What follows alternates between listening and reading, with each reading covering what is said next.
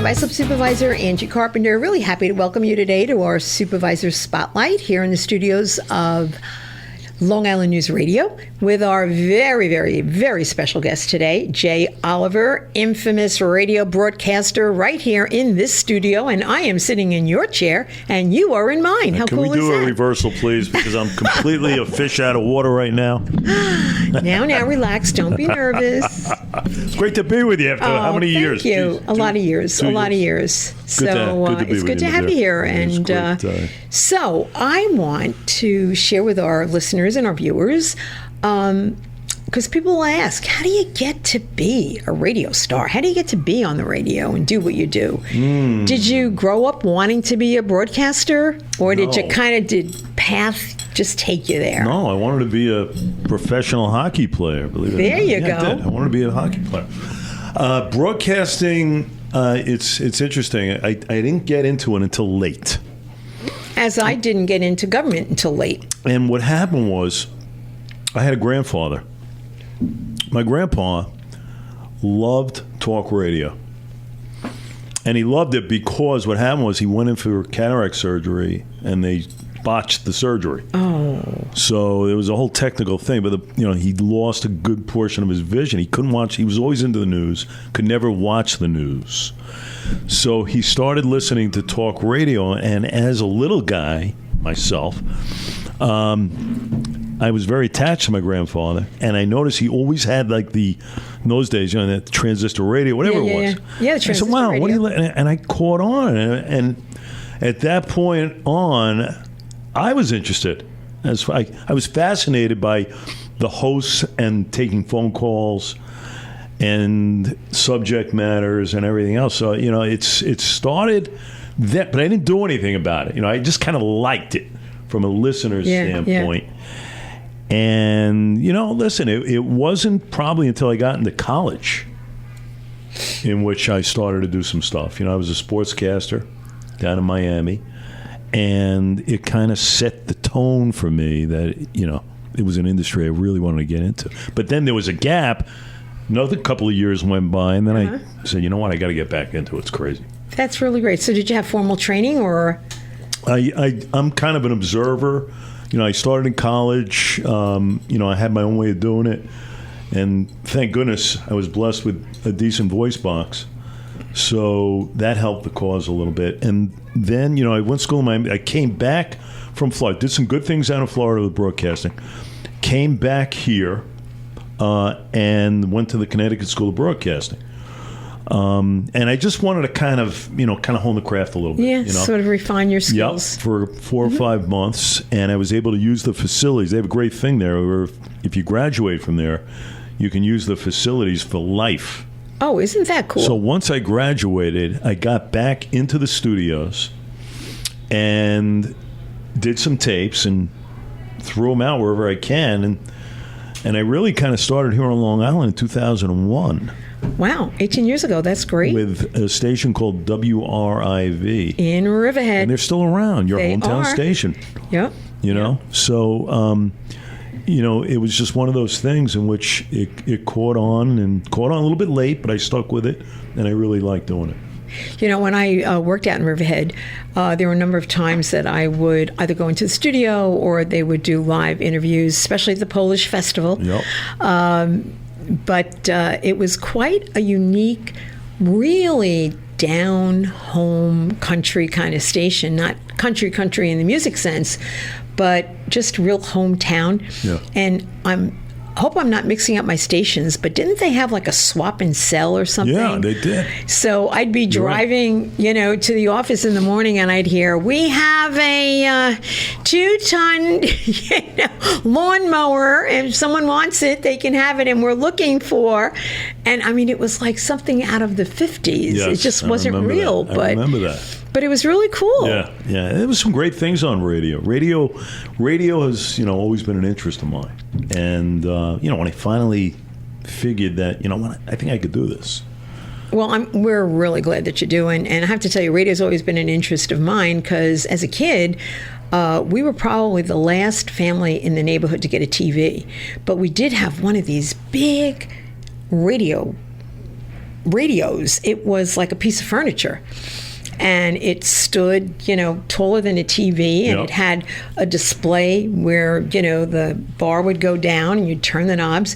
And I would sit on the floor looking at this thing like it was the TV, but just imagining, some of those old shows that were on. And radio's great. Bob and Ray were probably my favorites. I still occasionally will go online and listen. And it would always fascinate me. I remember as a kid, I used to take the radio, put it under my pillow because I wanted to hear the post-game show of the Mets. I was fascinated by Jack Spector, one of the greats from years ago, and he would wrap up the game, take some phone calls, and I used to love that one-on-one that you got. So radio always fascinated me, and it gave me a chance to be passionate about some of the things that I feel strongly about, and I found it was just a great way of expression. And I think that's the overall thing that got me into this. Well, besides being passionate, you really have to be extraordinarily knowledgeable on a lot of things. But before we go down that path, I want to just, as we're talking and thinking about old-time radio, I'm thinking of a radio station that broadcast from it was a second floor studio in Freeport.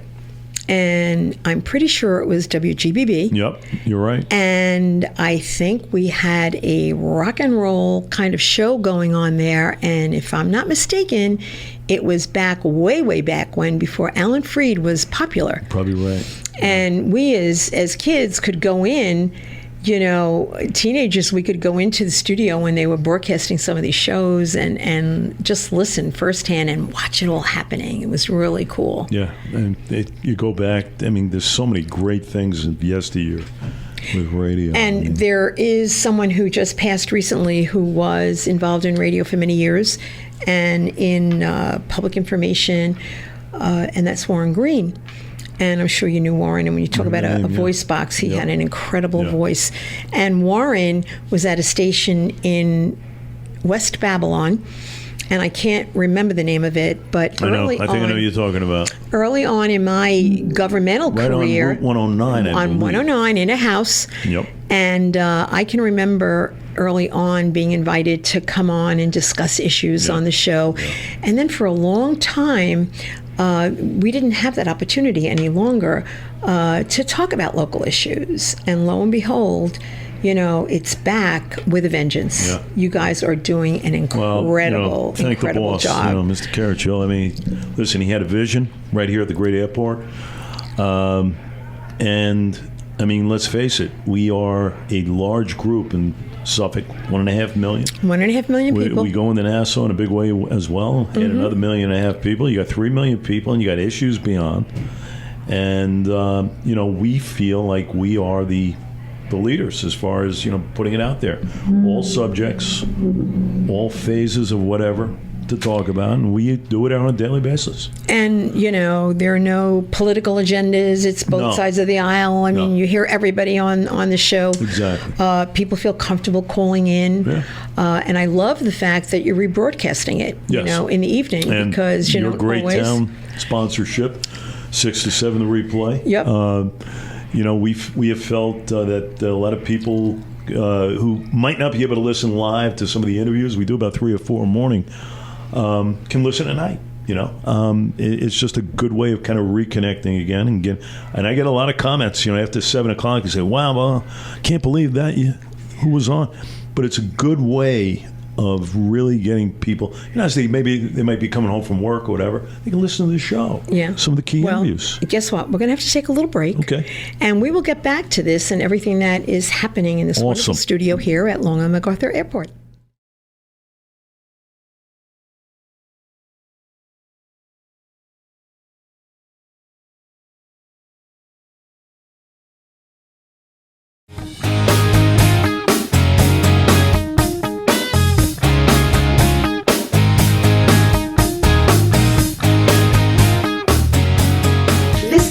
Supervisor Angie Carpenter welcoming you back to the studios here at Long Island MacArthur Airport, Long Island News Radio, and today in our studio we are delighted to have this superstar special guest the broadcaster from the morning show, and that is Jay Oliver. Wow. Jay, thank you. Thank you. Listen, anything for you. Oh, thanks. You're one of my favorites. Thank you. So earlier we were talking about how Jay got into this. So, and unlike radio, we do broadcast this too, so people can see it on our public access TV station. And I will tell you, the number of people that comment on the show, and getting an opportunity to see someone not in a rehearsed environment, not reading a speech, but really just talking and learning about them. And that's the opportunity they have today to learn about what it is to do what you do. And it's not easy.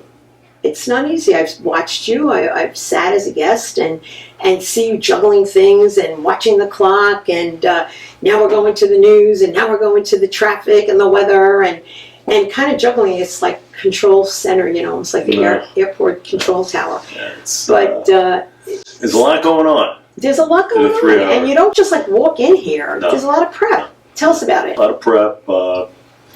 Basically at night, and I mean at night after dinner, that's when I hit the computer and I prep for the next day. Mm-hmm. But even before that, once our show ends at 9 o'clock. So you started 5. I started 6. Oh, 6. 6, okay. 8, 9, 8. 6. So we have 3 solid hours. Yeah, 3 solid hours. 3 hours of live radio. But when the show ends at 9, my mind thinks, okay, great show today, hopefully. Let's think about tomorrow. What kind of guests? Mm-hmm. And a lot of the guests I determine depending on the news cycle. Mm-hmm. If something has popped up and we need somebody on an affiliation of them, we go after them. So there's a lot involved as far as the guests are concerned. So that happens after 9 o'clock, a couple hours here and there, and in between. And then at night, that's when the real prep starts for the next day. After a nice dinner, you sit on the couch and you have your computer on and everything else, and you do a lot of work. Sometimes you make some phone calls, some of the folks that you need to contact to get on. But it's really about being as knowledgeable as you can on every type of story imaginable that is of importance. And you said it, knowledgeable. You really have to know what you're talking about. Because you're not sitting there with a bunch of notes. I've been here, so it's up here. It's up. You really have to know what you're talking about, and you can't fool people. No. They know if you're kind of BSing them. Yeah. I mean, it helps to have a good memory. I was blessed with a good memory. You're able to retain knowledge, which is very helpful. And I feel like I'm in a position of importance where people rely on the information that I give out on a daily basis. So I have to know what I'm talking about. I can't fake it. There's a lot going on here on the island. Yeah. And what happens here brings that information to the public, and they need to have the information. And you would hope that they're making informed decisions and sort of forming opinions that are real, not just because someone said so. They're really getting to hear it firsthand. Yes. And you're bringing issues to the forefront that maybe, as a resident of the town of Islip, I might not have known about New York water and that whole issue that's going on in Nassau County, but you've had it here on the show, you've talked about it, and I think it makes me a better elected official knowing what's happening beyond just my town, Listen, Long Island is a big place. New York but it's American small. Water. Yeah. You talk about... I know. And I say it a lot. We're the 3rd largest town in the state of New York, the town of Islip. No question. We got 1,200 miles of road and 335,000 residents. And other than Brookhaven in Suffolk County, we're kind of it. Airport, tremendous coastline. But there's still that sense of hometown. Yes. Right? People know one another, care for one another, and it's a wonderful thing. It really is. It's a wonderful place. Listen, I raised 3 kids here, and just to be part of a community for as long as I have been, it's a great feeling. You brought up the New York American Water. I mean, that is a classic case of a listener who alerted me in Glen Cove. Okay. And needed some help, and we've been on that now for a year and a half, hoping to get a resolution for 5,000 people right now that are paying exorbitant water rates. They shouldn't have to. And that kind of it started here with you and this listener. Just today, there was an article in Newsday about water rates, and there's New York Water at the top of the list, and you get to see the swing from the top to the low. Like, what's wrong here? Something's not right. And, we have a lot of people that we've contacted, assemblymen, state senators. We've contacted the Attorney General, Letitia James. We're hoping the governor can, see the light. Way back, his father Mario did something as far as, making some moves and merging some people into the right district. So this is a big situation for a lot of folks, and I think it's going to blossom even more. More people are going to know about it. And hopefully with all these investigations, even Nassau's Madeline Singas, the DA there. So we're hoping something positive comes out and can alleviate what is going on in the Glen Cove, Glen Head, Seacliff areas for a lot of these folks. Big problem. It's a real life, real time illustration of the impact that one listener, one person can have if they take the time to bring an issue forward, and bring it to the right person and stay on it. And, you can effectuate change that way. No question. And that's something, we're going to be 6 years old. Wow. Come December. That's amazing. As a station. We came on day after Christmas, 2013. Hard to believe. My goodness. But that's why we're here. We're here to help Long Islanders in need, information, give them vital information. And hopefully, after 9 o'clock, I feel like, we've done our jobs, and I'm hoping the listeners, they can appreciate, the things that we've brought to the table on a given day. We never take a day off. We basically pedal metal full throttle, So, if there's an issue, we're going to get the people on.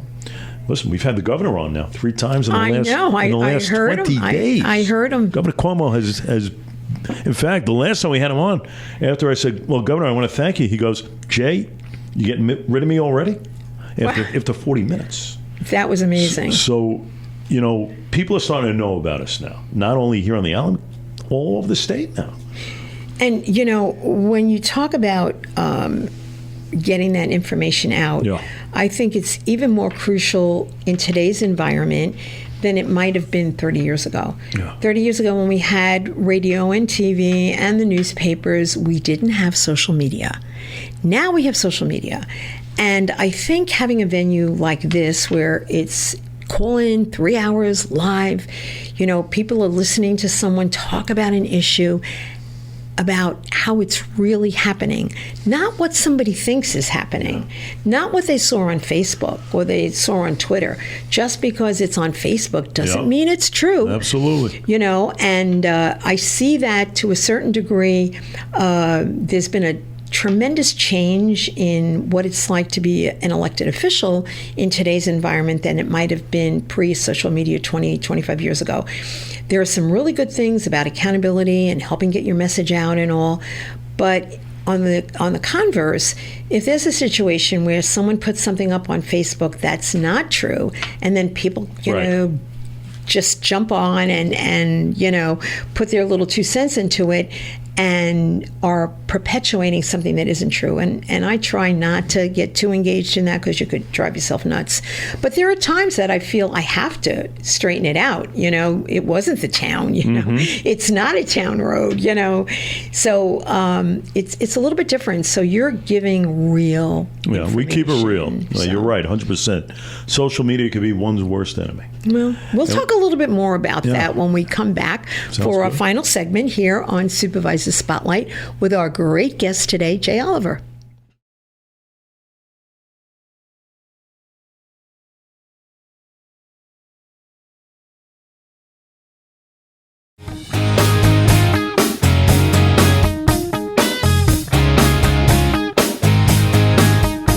This is your Town of Islip Supervisor, Angie Carpenter, in the studios here at Long Island News Radio. Have to give a plug for our airport, Long Island MacArthur Airport.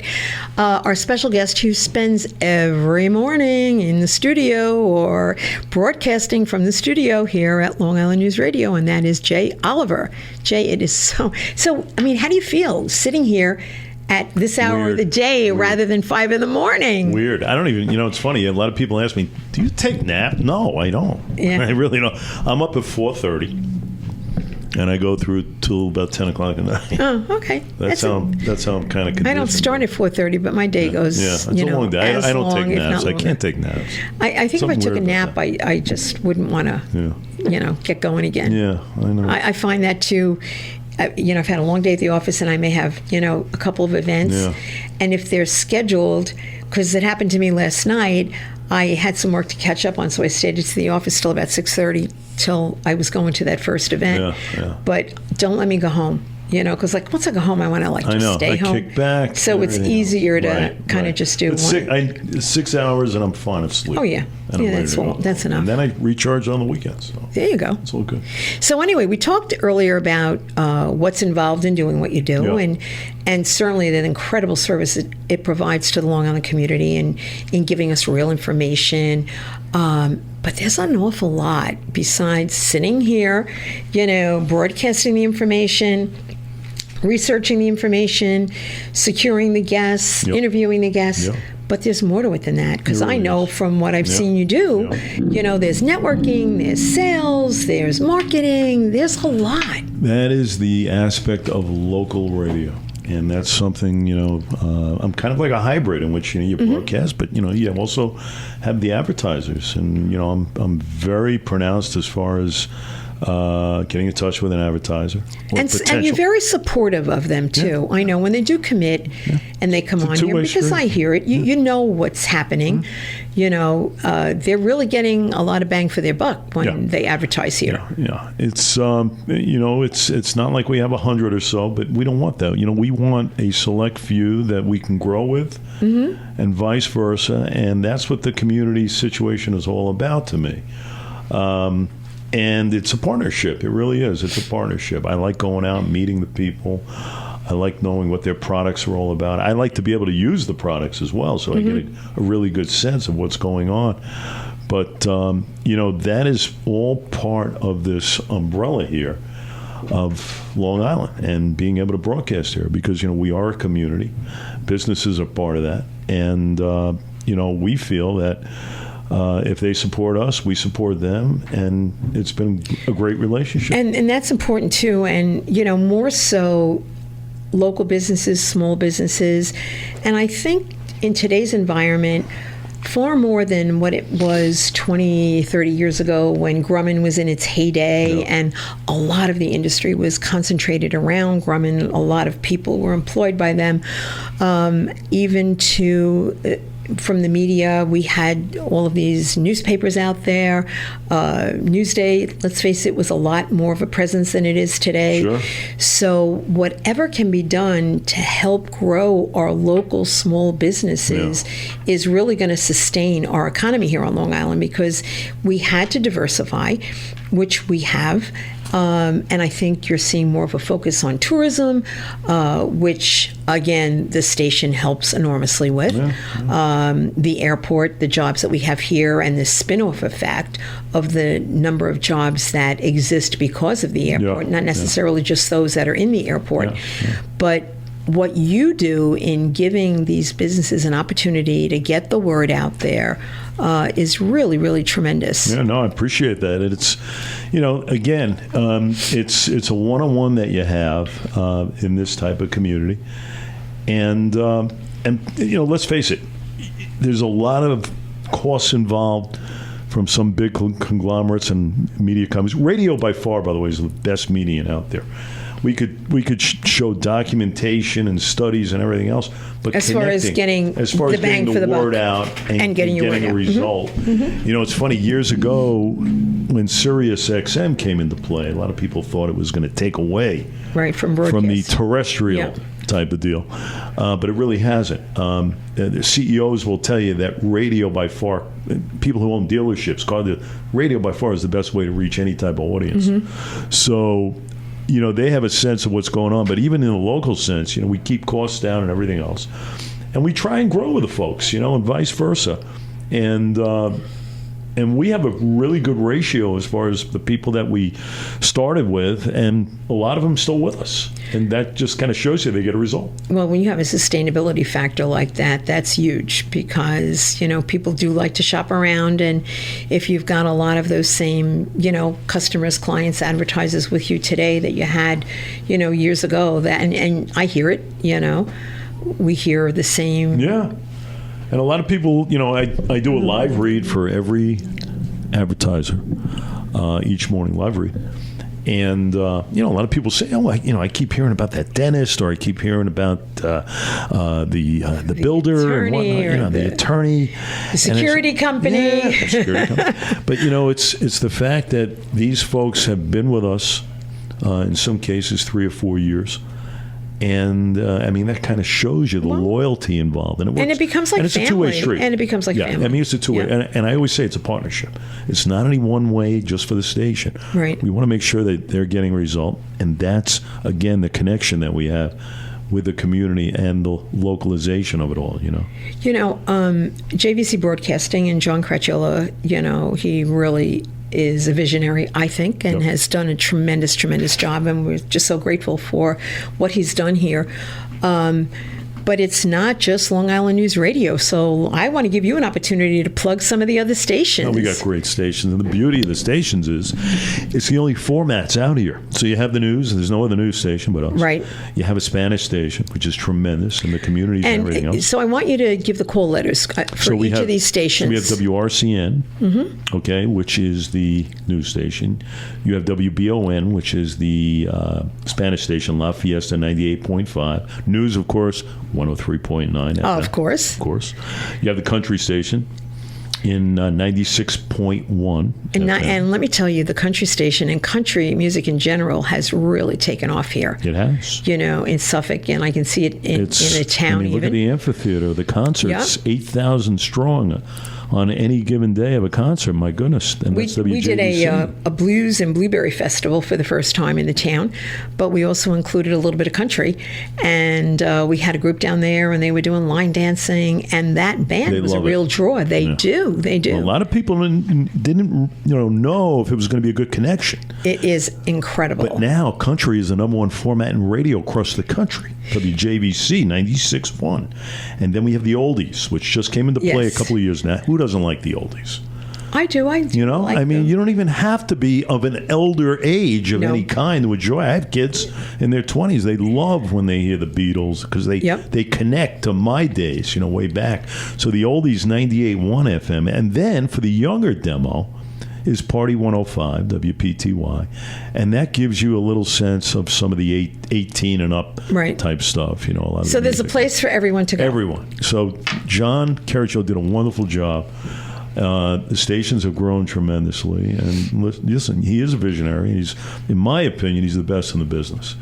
And there's no better person to work for if you love radio than John. He's just tremendous. Well, he's so passionate about what he's done. Look at what he's done here. It's incredible. No, and who would think? We have people coming, network planners that come in from all over the country. We, talking to all kinds of airlines, and I said, oh yeah, we have our own radio station, and they're like, what? Right. They just can't believe it. And don't forget, before news, it was classic rock, 40 years, RCN. I know. So a lot of people questioned, didn't know. And so with trepidation, and then we hit a home run, I think. I want to tell you, I am so delighted, first of all, that you're here today and here every day, and that you're part of this wonderful fabric of Long Island. And as a supervisor of the town of Islip, I really take pride in the fact that we are sitting in our wonderful town of Islip. So, Jay, thank you so much for being here. Pleasure. And we'll do it again. Will you ask me back soon, please? Well, I don't know how soon, but you'll be back. Okay. Thank you so much. You got it. Signing off, Supervisor Spotlight, it's Angie Carpenter. Thank you.